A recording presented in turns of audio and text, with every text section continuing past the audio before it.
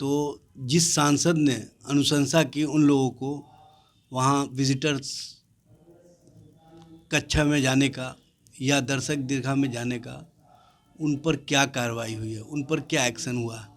देखिए, सुरक्षा व्यवस्था में तो चूक है, ये बताने की आवश्यकता नहीं है। आप एक पत्रकारों को वहाँ पर मोबाइल तक नहीं ले जाने देते हैं। सांसदों को मोबाइल ले जाने में कहीं ना कहीं रोक है। विषैला पदार्थ था कि नहीं था, ये तो इन्वेस्टिगेशन एजेंसी बताएगी।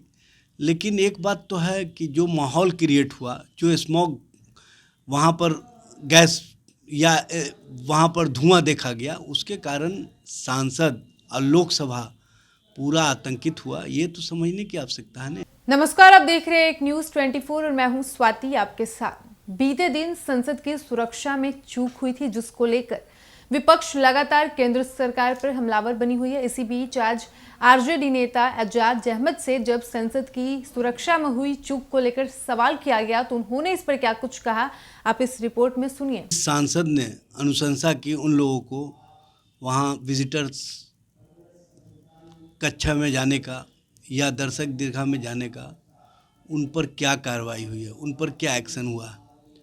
आप जिस पर एक्शन होना चाहिए, जिसके कारण वहाँ तक वो पहुँचे, उस पर क्या कार्रवाई किए, स्पष्ट रूप से ये बताना चाहिए सरकार को। और चूँकि लोकसभा के अंदर या लोकसभा के प्रीमिसेस में जो भी मामला होता है वो अध्यक्ष के माध्यम से होता है या उपसभापति सभापति के माध्यम से होता है।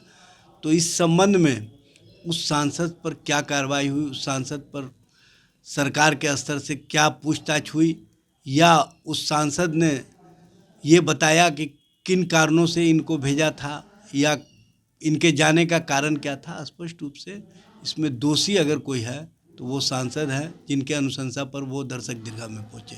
लेकिन लोकसभा के जो क्या कहते हैं स्पीकर हैं, उन्होंने तो साफ तौर पे कह दिया कि प्राथमिक जांच में पाया गया जो वैसा कुछ विषैला पदार्थ नहीं फेंका गया था। देखिए, विषैला पदार्थ था कि नहीं था, ये तो इन्वेस्टिगेशन एजेंसी बताएगी।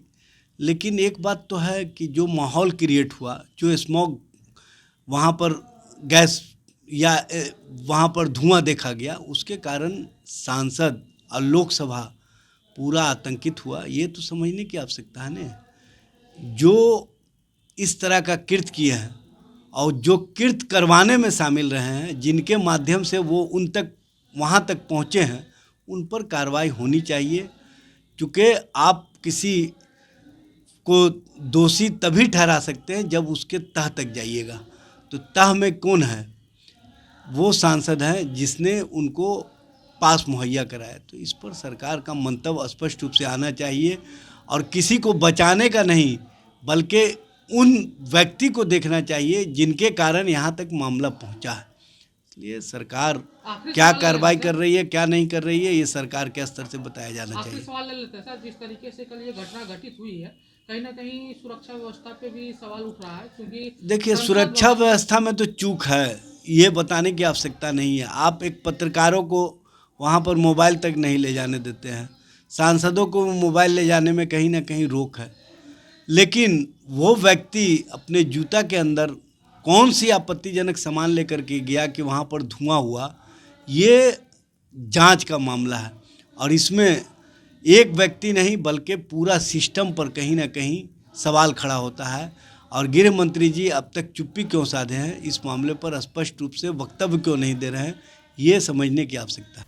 तो आपने सुना राजद नेता एजाज अहमद को, जिन्होंने बीते दिन संसद की सुरक्षा में हुई चूक को लेकर कहा कि संसद में दर्शक दीर्घा में जो भी लोग या विजिटर्स जाते हैं वो किसी सांसद के अनुशंसा के थ्रू ही जाते हैं। इसके लिए उन्होंने उस सांसद को जिम्मेदार ठहराया। साथ ही उन्होंने कहा कि सरकार को सबसे पहले ये क्लियर करना चाहिए कि इसके लिए जो सांसद जिम्मेदार हैं उसके खिलाफ सरकार ने क्या कार्रवाई किया। फिलहाल इस वक्त की खबर में इतना ही। वीडियो पसंद आया हो तो वीडियो को लाइक करें, शेयर करें। साथ ही हमारे यूट्यूब चैनल एक न्यूज़ 24 को सब्सक्राइब कर ले।